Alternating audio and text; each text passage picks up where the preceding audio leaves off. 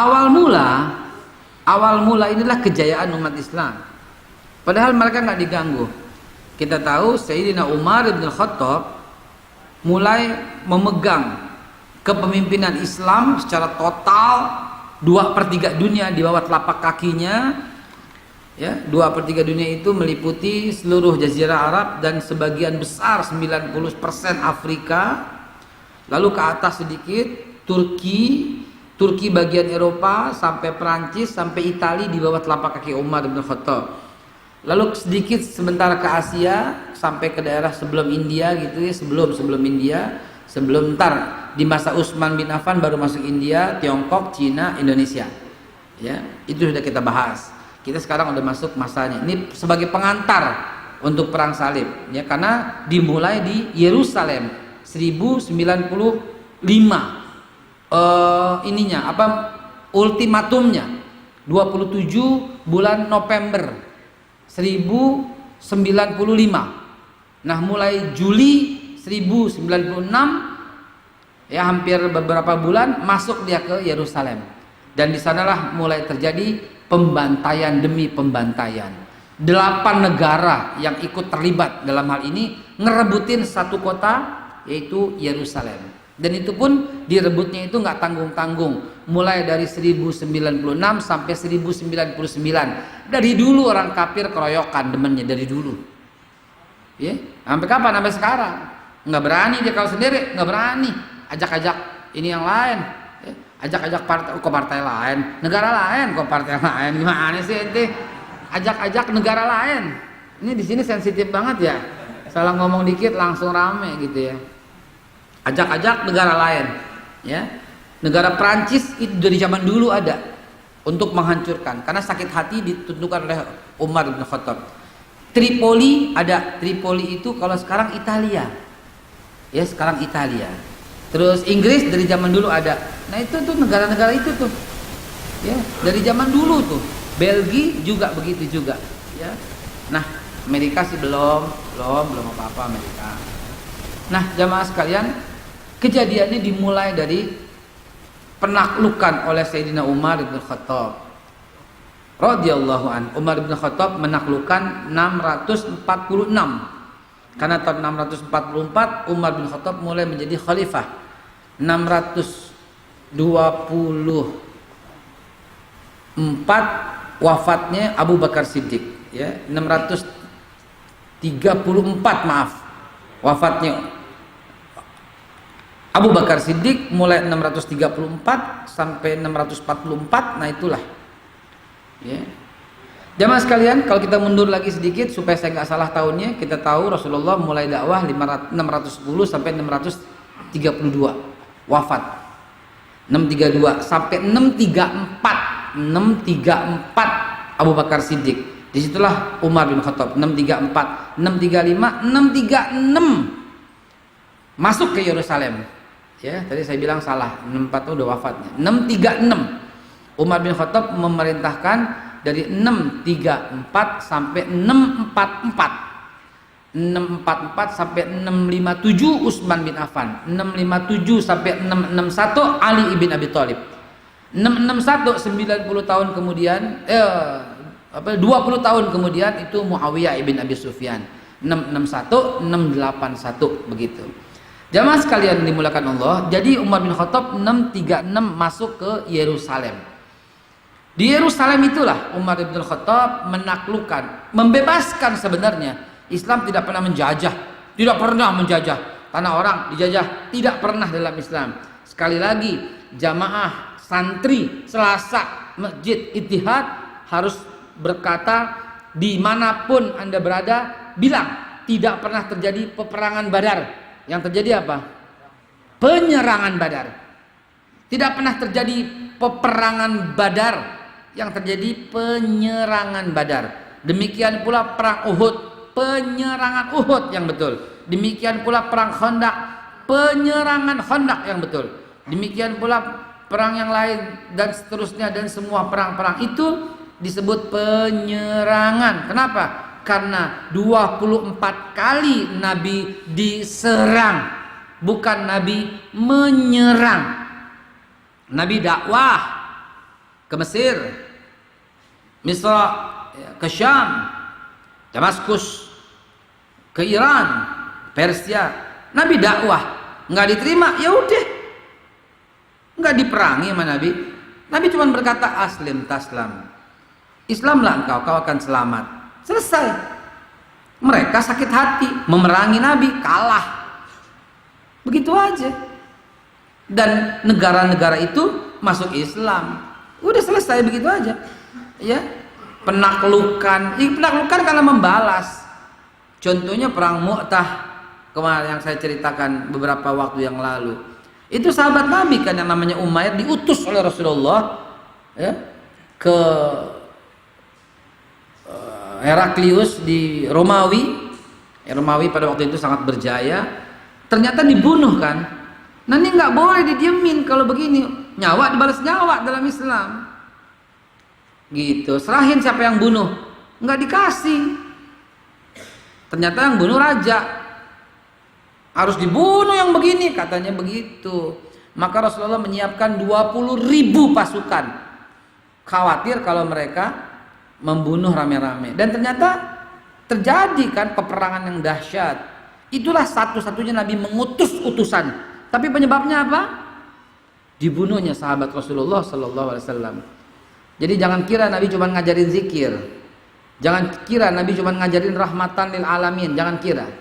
Infiru khifafan wa siqalan wa jahidu bi amwalikum wa anfusikum dzalikum khairul lakum in kuntum ta'lamun. Itu juga ayat. Jangan beriman dengan satu ayat, pakai semua keadaan dengan rahmatan lil alamin. Islam dikucilkan rahmatan lil alamin. Al-Quran dibakar rahmatan lil alamin. Muka lo jauh rahmatan lil alamin. Bisa. Masa satu ayat pakai semua kondisi? Nggak bisa dong. Sering saya katakan masing-masing punya tempatnya. Anak ente jam 6:10 belum sholat, pakai hadisnya man ra'a minkum munkaran falyughayyir biyadihi. Habis itu anak digebugin, iya kan? Mestinya pakai ayatnya yang mana kalau begitu? Wa'mur ahlaka bis-shalah wastabir 'alaiha. Perintahkan keluargamu sholat dan bersabarlah dalam memerintahkannya. Begitu pakainya. Ini pakai ayatnya ku anfusakum wa ahlikum naro. Jaga dirimu dan keluargamu dari api neraka. Pakai rotan tuh anak digebugin. Jangan, salah ayat. Maaf, bukan salah ayatnya, salah penempatan daripada penggunaan ayat terhadap situasi dan kondisi gitu. Rahmatan lil alamin itu ayat, tapi ketika Quran dihina, rahmatan lil alamin, kata Buya Hamka, gali kuburan lu sendiri, kafanin lu sendiri, mendingan lu mati. Kata Buya Hamka. Buya Hamka tuh Masya Allah guru. Jadi kita nih sekarang nih ya, bilang nggak ada guru, tapi menggali ilmunya Buya Hamka niscaya mencukupi. Saya ulangi sekali lagi, bila tidak ada guru sekalipun, antum cuman buka Buya Hamka niscaya mencukupi. Buka tuh tafsir Al-Azhar, semuanya tuh lihat Buya Hamka bahas apa, sampai bayi tabung udah dibahas. Coba ilmunya tuh Masya Allah. Sampai RUHIP pakai Buya Hamka. Mulai RUHIP pakai Buya Hamka. Apa Buya Hamka bilang? 10.000 kata Buya Hamka. Itulah Pancasila. Tuh dalam Buya Hamka bilang 10.000 itulah Pancasila. Satu itu ketuhanan yang Maha Esa. Kalau satu di belakang, ada nggak artinya semua? Kagak ada artinya. Masya Allah. Dalam saudara. Ini tauhid. Ini tauhid. Perjuangan meluruskan tauhid itu selalu mendapat halangan, hambatan, selalu mendapat rintangan. Sejak kapan? Dari Nabi Ibrahim. Doain nih. Minta doa terus nih. Bukuannya selesai. Ya, gara-gara COVID bukuannya selesai. 3 hari yang lalu udah diserahkan penerbit, sementara 740 halaman sementara. Judulnya pun berubah. Judulnya apa? Perjuangan meluruskan tauhid sejak zaman Nabi Ibrahim sampai 212 sampai RUU HIP. Nambah beneran ya, insyaallah. Yang pesan siapa yang pesan? Ntar kita pesan di sini insyaallah, kita jadi bahasan kita ya. Tadinya kan meluruskan tauhid sejak Nabi Ibrahim sampai dengan zaman Nabi Muhammad. Lanjut sampai dengan masa Khulafaur Rasyidin. Lanjut sampai Bani Umayyah, Bani Abbasiyah, Bani Utsmaniyah. Tadi saya tutup sampai 1124. Karena runtuhnya Turki Utsmani, tutup di situ. Tanggung ada 1948. Apa itu? Pendirian negara Israel gitu. Tanggung sampai 2016 peperangan Gaza gitu loh. Tanggung sekalian. Habis 2017 ada Ahok, penting kita masukin sejarah, penting Ahok. Maka kita masukin lah sampai 212. Udah tutup. Kelas tutup. Ada RUU HIP. Masuk lagi RUU HIP. Nah, udah cukup, kasih ke penerbit. Ntar kalau ternyata ada lagi. Kenapa saya katakan sejak zaman Nabi Ibrahim? Karena Nabi Ibrahim memperjuangkan kalimat la ilaha illallah.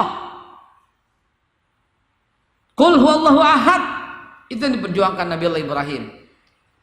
Diganggu nggak Nabi Ibrahim ketika ibadah sendiri? Nggak diganggu. Coba antum buka dalam kitab tafsir Ibnu Katsir, judulnya Qasasul Anbiya. Bukan tafsir Ibnu Katsir, maaf. Kitab yang ditulis oleh Ibnu Katsir, judulnya Qasasul Anbiya. Coba ente buka. Ibrahim itu dari masih muda nggak pernah nyembah berhala, tapi nggak diganggu. Begitu meneriakkan kalimat tauhid, baru ditangkap, baru dibakar. Tapi masih muda, dia sembahyang sendiri di rumah nggak diganggu. Tuh lihat perjuangan tauhid itu. Begitu juga zaman Nabi Musa alaihissalatu wassalam. Nabi Musa dari dulu nggak pernah mengakui Fir'aun itu Tuhan, tapi nggak diganggu. Begitu dia dakwah kalimat tauhid, diuber sama Fir'aun, mau ditenggelamin. Allah tenggelamkan Fir'aun. Begitu juga Rasulullah. Waktu Rasulullah sholat dan ibadah nggak diganggu. Begitu kalimatnya tauhid langsung diganggu. Ditawarin bahkan gantian deh, saking mereka nggak mau ganggunya. Kan gantian, Jumat lu pakai nih Ka'bah, ntar Sabtu gue yang pakai kata Yahudi, ntar Minggu gue yang pakai kata Kristen, Nasrani. Kan asbabun nuzul, kul ya ayyuhal kafirun, kan begitu. Gantian dong, begitu. Coba, nggak bisa Pak, nggak bisa. La a'budu ma ta'budun wala antum 'abiduna ma a'bud wala ana a'budu ma abatum wala antum 'abiduna ma a'bud lakum dinukum. Selesai, itu prinsip tegas dalam Islam. Masa lo mencampur-campuran? Giliran Natal gue ikutan gitu? Giliran Lebaran lo ikut-ikutan gitu? Nggak boleh begitu. Giliran 25 Desember pakai topi Sinterklas gitu? Jangan dong. Lakum dinukum waliyadin, bukan toleransi begitu jamaah. Oh jamaah, alhamdulillah, serius amat ente. Jamaah sekalian dimuliakan Allah, begitulah Islam mengajarkan kita. Maka begitu, sebentar ya, masuk ke perangnya sebentar ya, ini pengantar. Ntar perang salib 2, 3 dan seterusnya nggak pakai pengantar lagi, ya. Begitu Islam menegakkan kalimat tauhid, pasti mendapat hambatan, halangan dan rintangan. Begitu juga Rasulullah udah ditawarin harta jadi pemimpin, ja'alnahu sayyidan alaina, kami jadikan kau pemimpin atas kami. In kana yuridu malan, kalau mau harta. In kana yuridu jahan, kalau mau jadi pembuat undang-undang. In kana yuridu mulkan, kalau mau jadi raja. In arada sultan a'tayna wa fatihal Ka'bah, kalau mau jadi sultan kami berikan kunci-kunci Ka'bah. Silahkan ya Muhammad. Satu, jangan sebut la ilaha illallah, ntar kita rugi, nggak ada yang datang untuk beli barang-barang kita, proyek nggak jalan bro, gitu. Ngomong proyek ger aja dah semua ya. Wah mulai nih sabotase tuh barusan tuh ya. Jadi jamaah sekalian, begitulah yang terjadi kisahnya. Rasulullah pun digituin. Kembali ke Buya Hamka, dulu zaman Belanda deh sebelumnya, sebagai pengantar lagi. Zaman Belanda, ente boleh nggak sholat? Boleh. Boleh, nggak dilarang. Belanda banyak bangun masjid, bukan banyak, beberapa dibantu. Ente boleh nggak pergi haji zaman Belanda? Boleh, difasilitasi, dikasih kapal laut buat berangkat, dikasih sama Belanda, gitu. Ente boleh nggak Rabbunallah dan teriakan kalimat Allahu Akbar, boleh nggak? Nggak boleh. Kata Belanda apa? Begitu teriak, koi orang ekstremis,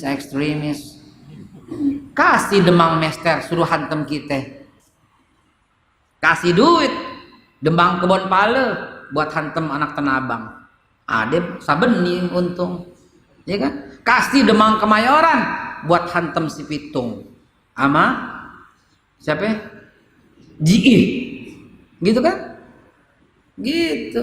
Kasih demang mester, gitu ya. Muncul mat gendut dari condet, begitu kan kerjaannya. Yang nurut kasih hantem tuh, begitu. Kasih buzzer hantem tuh, gitu. Buzzer zaman Belanda, jangan kesinggung apa ente. Buzzer zaman Belanda, caranya zaman begitu, zaman Belanda. Nggak usah ditutup-tutupin. Emang perjuangan tauhid begini. Kalau ente cuma sholat doang, pulang nggak bakal diganggu. Kalau ente cuma zakat doang, nggak bakal diganggu. Tapi begitu kalimat la ilaha illallah, kalam suci menyuntuk kalbu berjuang, gitu kan kata Buya Hamka kan? Kalam ilahi menuntut persatuan, maju serentak membela kebenaran demi agama bangsa dan apa? Persatuan. Hukum Allah tegakkan. Allahu Akbar, Allahu Akbar, Allahu Akbar. Ulama pemimpin Islam dengarlah, demi agama sadarlah, wasiat Muhammad peganglah. Harta dan jiwa serahkan, hentikan pertikaian, ciptakan perdamaian, hentikan pertikaian. Ini teriakan Buya Hamka di zaman dulu. Masya Allah. Oh, jamaah sekalian udah begitulah. Zaman Belanda dikasih, zaman Jepang begitu, nggak ada masalah. Nggak ada masalah zaman Jepang pun. Zaman pemerintahan Bung Karno juga begitu, nggak ada masalah. Dan kemudian akhirnya terjadilah gitu. Bagaimana nih? Kita mau merdeka nih. Dasarnya apa nih? Dasarnya apa? Kata KRT Rajiman Uwidyo di Ningrat 28 Mei. Kata dia begitu. Maka 29 Mei pidato Pak Muhammad Yamin. 1. Ketuhanan yang Maha Esa. 2. Kemanusiaan adil dan beradab. 3. Yang kebangsaan. 4. Kerakyatan yang dipimpin oleh hikmah. 5. Keadilan sosial. Hampir 90% itu pidato Pak Muhammad Yamin. Gitu. Pak Supomo lain lagi. Pak Supomo berkata nomor 1 ini, 2, 3 ketuhanan. Gitu loh. Bung Karno 1 Juni lain lagi. 1, 2, 3, 4, 5 ketuhanan nomor 5. Ini usulan. Usulan Pak Yamin, usulan Pak Supomo, usulan Pak Karno. Akhirnya dilebur, jadilah PPKI 9 orang. Pemimpinnya Bung Karno, diajak Bung Hatta, diajak Haji Wahid Hasyim, diajak Kahar Muzakkar, diajak Agus Salim, diajak Ahmad Subarjo, diajak Maramis, diajak Pak Yamin, diajak atau lagi siapa yang belum? Haji Agus Salim. 9 orang kumpul dalam sidang PPKI. Begitu sidang, lupakan 29 Mei, lupakan 30 Mei, lupakan 1 Juni, lupakan. Ambil kesepakatan baru. Apa itu? 18 Agustus. Hasil dari salah satu yang sangat menentukan, pidato Hadratus Syekh Wahid Hasyim. Apa pidatonya? Saudara-saudara, negara Indonesia saat ini kurang lebih seperti negara Madinah Al-Munawwarah ketika Rasulullah membentuk. Apa itu maksudnya? Ada orang-orang non-muslim yang tinggal di Madinah, tapi Nabi bijaksana. Nabi Muhammad SAW luar biasa, menyamakan dulu warga negara. Bela negara wajib antara orang Islam, orang Yahudi dan Nasrani. Itu kalau ada hambatan wajib bela negara bersama. Tuh, demi persatuan dan kesatuan. Maka Wahid Hasyim berkata demikian. Kita hormati untuk mencoret 7 kata demi untuk persatuan, maka kita pakailah ketuhanan yang Maha Esa. Buya Hamka menimpali. Ketuhanan yang Maha Esa itu nomor 1, seperti 10.000 kata Buya Hamka. Artinya nomor 1 nggak boleh digeser. Kalau digeser yang lain punya nilai nggak? Nggak punya nilai. 0 belakangnya 1 nggak punya nilai nolnya. Tapi kalau satunya di depan, belakang pasti bernilai. Maka kata Buya Hamka, kemanusiaan yang adil dan beradab harus berdasarkan ketuhanan yang Maha Esa nomor 1 kembali. Persatuan Indonesia harus berdasarkan ketuhanan yang Maha Esa. Kerakyatan yang dipimpin oleh hikmah kebijaksanaan dalam permusyawaratan perwakilan harus berdasarkan ketuhanan yang Maha Esa. Keadilan sosial bagi seluruh rakyat Indonesia harus berdasarkan ketuhanan yang Maha Esa. Karena itu dikuatkan dengan pasal 29 ayat 1 bahwa negara berdasarkan ketuhanan yang Maha Esa. Apa maknanya? Negara berdasarkan tauhid. Negara berdasarkan qul huwallahu ahad. Negara berdasarkan la ilaha illallah. Makanya nggak bisa digeser. Digeser, pengen tahu. Sebagian orang berkata, ini kan Pancasila, bukan Quran. Nggak usah teriak-teriak jihad kali. Lu nggak ngerti. Waktu peristiwa penghinaan Al-Maidah, kita bela agama. Kalau sekarang RUU HIP, kita bela negara. Hubul watan minal iman. Kata Syekh Hadratus Syekh Hasyim Asy'ari itu loh. Jadi jangan begitulah. Tetap bela negara, bela agama, itu tugas kita. Pancasila, kita bela negara dan itu disyariatkan dalam Islam, wajib. Kalau enggak kita jadi negara yang berantakan. Masa ketuhanan nomor 5? Gila apa? Enggak bisa, Saudara. Nah, di Yerusalem balik lagi ya. 636 begitu. Antum bayangin coba. Dari tahun 636 sampai 1096. Berapa tahun itu? Coba berapa tahun? Gue udah malas mikir nih. 1096 dikurangin 636. 400 berapa? Hampir 400. 636. 390 berapa? Coba kalkulator. 1096 dikurangin 636. 460 tahun tenang damai. Tenang damai, ini mau ngapain? Mau ngapain coba? Udah tenang, damai, kompak, tiba-tiba ini mau ngapain? Innalillahi wa inna ilaihi raji'un. Kok iseng banget? Kok iseng gitu loh. Kita tuh, saya catat ya, negara-negara ya, negara yang ikut ya. Kalau sekarang Taranto, mungkin Kanada, tuh sekarang Armenia itu keadaan, Sisilia itu Italia ikut, Farmandos, apa tuh Farmandos? Ya, negara mana itu Farmandos? Normandia, Norwegia itu ikut, Inggris ikut, Finlandia ikut, Belgia ikut, apalagi Prancis ikut, Granada ikut, ya, itulah negara-negara. Oh ya, Roma, Italia ya bagian. Tripoli itu Italia juga. Ini ikut semua dalam perang itu. Kenapa? Coba tanya kenapa Islam mengganggu mereka? Demi Allah tidak. Buktinya apa? Tidak satu pun gereja yang berubah bentuk sampai detik ini. Tidak satu pun. Tapi bekas masjid banyak di negara-negara tadi. Kan saya udah kunjungin. Banyak. Bekas masjid ada. Bekas gereja nggak ada sama sekali. Saudara, saya hati-hati ngomong begini, takut disangka membenci. Demi Allah yang ada dalam diri kita semua, yang dalam menggenggam tubuh kita semua, kagak boleh rasa benci itu berdasarkan suku, agama, ras, golongan, enggak. kita ini nggak benci, kita lagi cerita, ya. Ini lagi cerita zaman dulu, beda sama zaman sekarang, di mana kita sama-sama berada dalam negeri kesatuan Republik Indonesia, ya. Jadi perang Paus Urbanus II 27 November tadi yang saya bilang 1095 mengumumkan dengan didukung oleh negara-negara tadi. Lalu mereka apa? Berhari-hari mereka datang kemana? Ke Yerusalem. Lah, orang lagi tenang selama 460 tahun, tenang, akur, kompak, damai. Yang Kristen boleh didiamin di situ, yang Yahudi boleh didiamin di situ. Kenapa boleh? Kenapa boleh? Kenapa tidak satupun orang Islam mengganggu orang Nasrani ataupun Yahudi?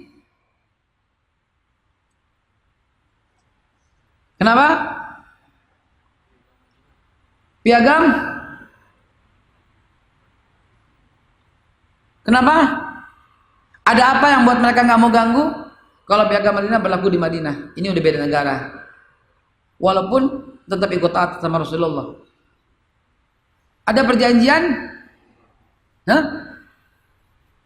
Umar bin Khattab yang ngomong siapa tadi itu? Antum ya, dapat hadiah Quran duluan. Dua-duanya gue kasih lo. Ini Quran yang edisi Indonesia, ini Quran yang edisi Madinah. Jadi bukan berarti Quran kok beda-beda, enggak. Maksudnya, nah yang kayak gini nih, ini Madinah tuh, bentuk cetakannya, bentuk hurufnya gitu. Kalau yang ini warna-warni untuk hafalan tuh. Ini buat hafalan anak-anak kita, buat hafalan. Karena ente jawab, buat ente ada dua-duanya. Yang baru aja. Yang baru yang baru, masya Allah, dua-duanya. Ya Allah, enak banget loh. Alhamdulillah. Ya. Jadi siapa? Akibat perjanjian apa? Perjanjian? Oh ya Allah, jawab lagi, kasih lagi, Pak. Jawab lagi dia Umar bin Khattab, kesian dia dijawab. Nih Bapak ini kasih. Ini kasih dua juga dijawab. Jazakallah. Dua, masya Allah. Siapa? Walah semua. Apa gua? Allahu Akbar. Yang nggak kebagian, Anda betul-betul minta maaf yang sebesar-besarnya, tapi janji Selasa depan datang lagi, tapi dengan syarat jangan bilang Tat belum kebagian, lu Quran aja bohong, lagi duit. Ya, jangan dong ya. Yang belum, ya kita kan terbatas. Kita mau bagi-bagi kan terbatas. Jadi tidak semuanya. Nah, yang itu, yang ibu-ibu boleh dikasihin sarang satu. Ibu-ibu satu aja. Ibu-ibu jangan dua. Bapak boleh dua.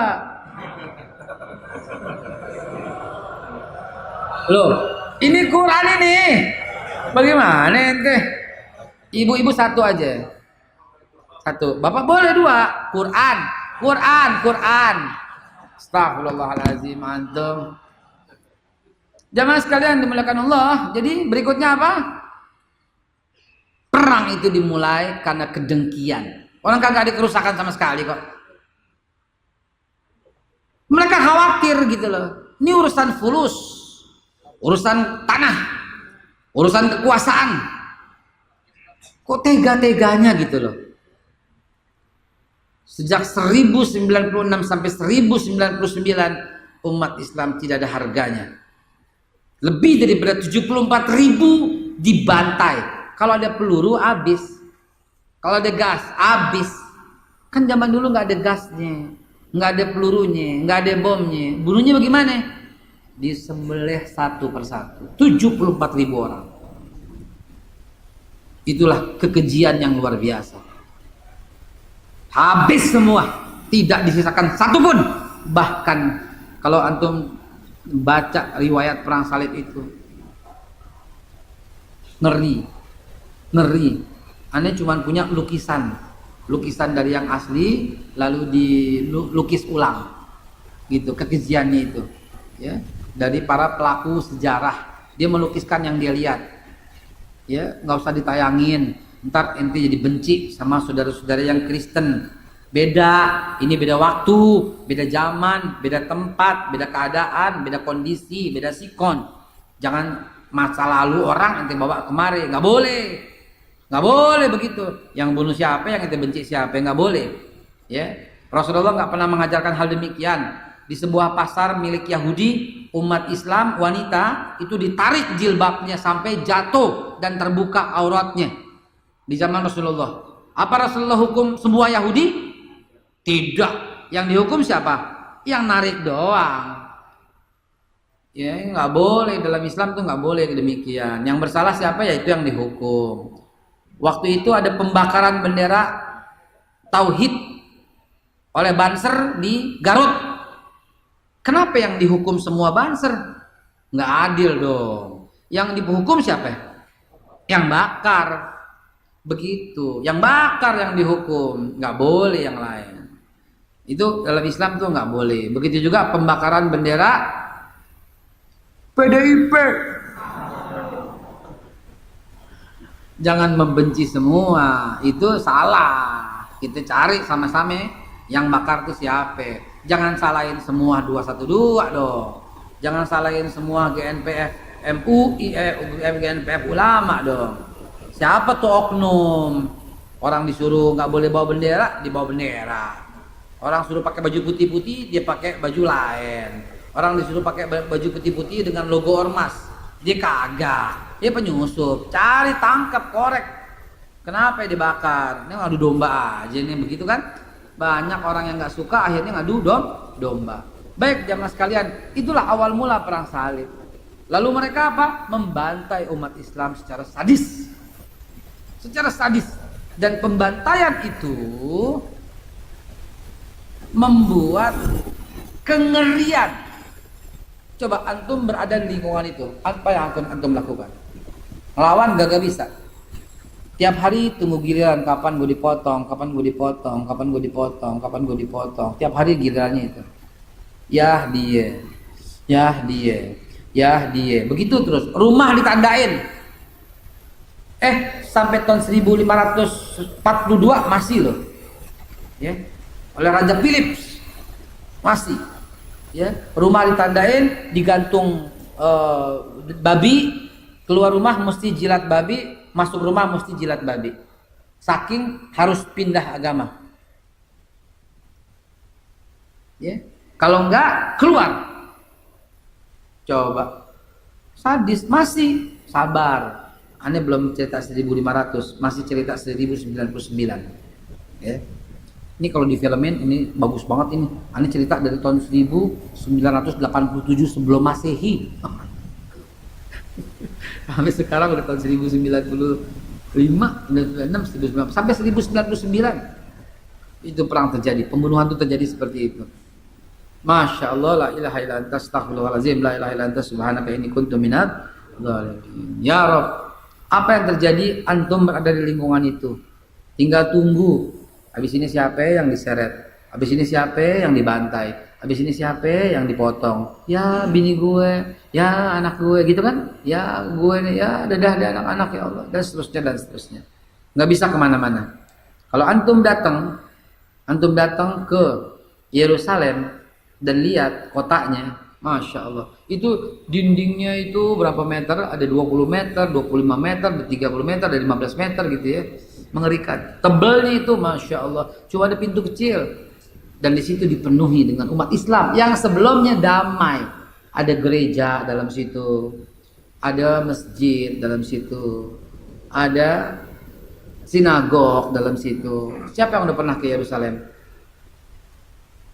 Dari zaman dulu Anda pengen bilang, ya, go to Yerusalem dengan Ittihad gitu. Dari dulu sampai covid ini nggak pergi-pergi, sampai belum pulang-pulang, sampai covidnya mau sepi, kita belum berangkat juga. Ya Allah ya Rabb. Anda udah berapa kali berangkat? Ya berangkat dong, ya. Nggak mahal. Jual mobil lah, berangkat lah gitu kan. Jual handphone lah begitulah, ya. Ya Rabb. Masih lama isanya? Isanya masih lama? Masih 7 menit. Mari. Maka mau waktu bagi Quran soalnya. Ya. Baik jamaah sekalian yang dimuliakan Allah. Apa berikutnya? Kapan tuh stopnya? Secara sejarah stopnya 99, tapi nggak berhenti. Karena terus-terusan terintimidasi, terus-terusan nggak bisa bergerak. Coba saudara. Sampai 1187 datanglah sang pembebas. Sang pembebas Sultan Salahuddin Al-Ayyubi. Dia datang ke Yerusalem. Sebelumnya ke Bani Fatimiyah dulu. Ini Syiah. Syiah itu dari dulu ya. Dari dulu Syiah. Dia rela bersama Crusader. Crusader itu perang tentara salib ya. Dia rela bersama Crusader membunuh umat Islam yang ada di Yerusalem. Maka ini duri dalam daging. Maka Sultan Salahuddin Al-Ayyubi beresin Bani Fatimiyah dulu. Baru setelah nggak ada duri dalam daging, baru. Karena perjuangan nggak bisa kalau ada orang-orang yang kayak begini. Selalu bocor rahasia. Selalu ada yang nguntit. Selalu ada yang ngintilin. Ya, ini Anda harus sering-sering buka WhatsApp karena tadi pagi tiba-tiba seluruh WhatsApp hilang.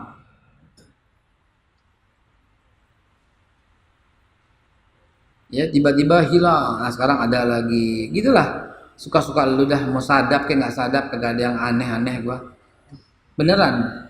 Ya. Nggak ada yang aneh-aneh kita buat. Silahkan mau sadap kayak mau sadap, jangankan sadap, gua kasih deh lu nomor sekalian. Jadi jamaah sekalian dimuliakan Allah, ya. Maka Sultan Salahuddin Al-Ayyubi datang untuk membebaskan itu. Apa yang dilakukan Salahuddin Al-Ayyubi? Dia memaafkan semua perjanjian Wa'd al-Umariyah yang dibuat oleh Umar bin Khattab tahun 636 yang udah hancur lebur itu, tapi sekarang ada duplikatnya di Masjid Umar di depan gereja Holy Sepulchre. Gitu lah. Saya sempat, nah di buku saya tayangin tuh. Ya, saya tayangin itu. Wa'd al-Umariyah. Nah, diperbaharui dengan perjanjian Ramallah. Perjanjian Ramallah di Ramallah, bahasa Ibrani Ram, kasih sayang, Allah, Allah. Ram, Ramalah, Ramallah, Ramalah, kasih sayang Allah. Itu disebut Ramallah karena itu penuh kasih sayang. Allah itu penuh kasih sayang. Dan itu tahun 1187 Sultan Salahuddin Al-Ayyubi membubuhkan perjanjian Ramallah untuk memperbaharui perjanjian Wa'd al-Umariyah yang dihancurkan oleh mereka. Itu loh, sejak 1187 tenang, kompak, damai di bawah telapak kaki umat Islam. Sampai kapan? Sampai 1948 baru kemarin. 900 tahun tenang, damai, kompak. Israel masuk pelan-pelan mulai 1924 oleh Sir Arthur James. Bapak Israel Nathan itu kumpulin duit untuk beli Theodor Herzl yang mempraktekkan teori Nathan. Apa itu? Kuasai tanah. Tanah kuasai tanah. Singkirin orang Betawi. Betawi deh tuh. Betawi salah gue ngomong deh. Singkirin orang Yerusalem. Beli tanahnya. Biar mahal beli. Kata Theodor Herzl. 1876 tepatnya. Mulai dipraktekkan, dia beli. Ini orang Yerusalem, orang Islam kabar khair aja, nggak apa-apa, kita bersaudara, silahkan bertetangga, nggak apa-apa. Antum baca buku yang judulnya buku harian Bosnia Herzegovina. Seorang anak saksi hidup, dia menyaksikan dulu kamu dibikin puisi yang menggegerkan dunia. Dulu kita main bersama. Dulu kita main kelereng bersama, dan kita main kait itu layangan bersama. Tapi kini keluargamu membantai habis keluargaku. Kata tulisan seorang Muslim di Bosnia Herzegovina. Dari dulu dia begitu. Begitu juga di Yerusalem. Kabar khair, silahkan Yahudi masuk, nggak apa-apa. Kita bersaudara. Begitu banyak. 14 Mei 1948 tiba-tiba sekonyong-konyong seorang yang bernama siapa? David Ben Gurion mengumumkan kemerdekaan bangsa Israel. Akhirnya Truman, presiden Amerika pada waktu itu, langsung negara pertama yang menyetujui berdirinya negara Israel.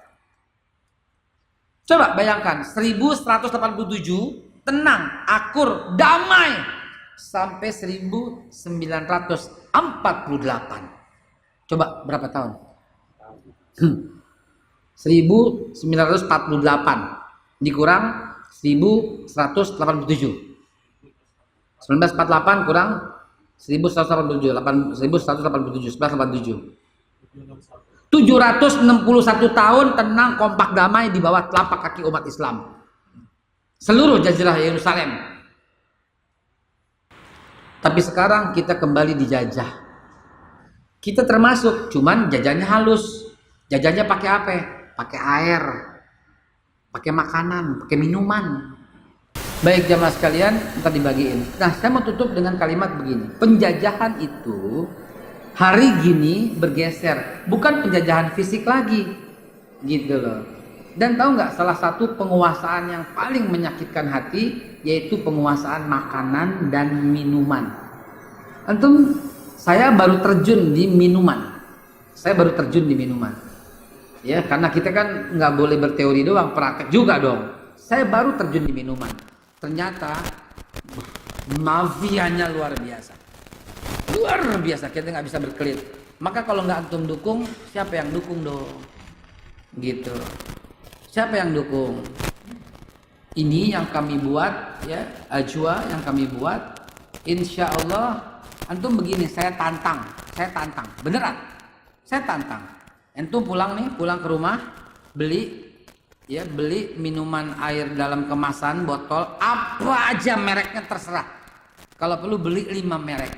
Antum tuang dalam gelas semua sebegini, lalu antum tetesin betadine. Tetesin atau merkuri atau obat merah atau tetesin. Yang ini 5 tetes. Biar ente yakin. Kalau ane cobain di sini, entah ane disomasi.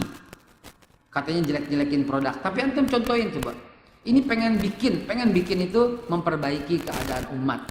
Coba antum cobain dan silahkan prakteknya sendiri masing-masing. Tetesin betadine lalu aduk.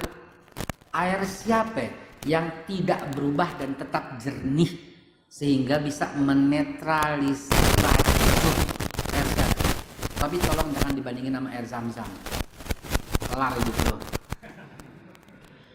Jadi hadirin sekalian, kita penting seperti itu. Karena itu saya menghimbau, saya mengajak untuk apa? Untuk berkonsumsilah, ya, milik umat Islam dan dipergunakan untuk perjuangan, begitu, ya.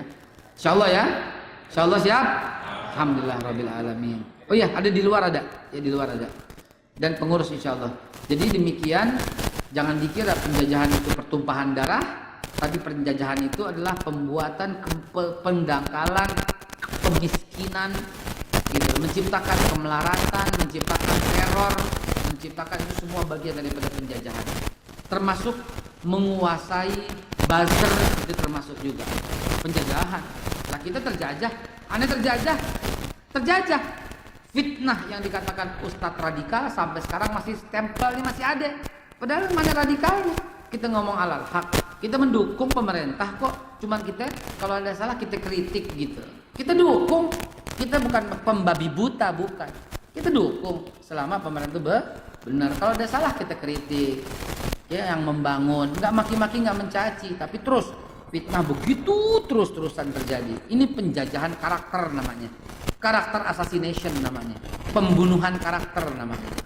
Allah alam bisawab. Semoga pengajian demi pengajian yang seperti ini membuat kita semakin tercerahkan dan insya Allah baldatun thayyibatun warabun ghafur terjadi di negara kita. Bineka Tunggal Ika, berbeda-beda kita tapi tetap menyatu.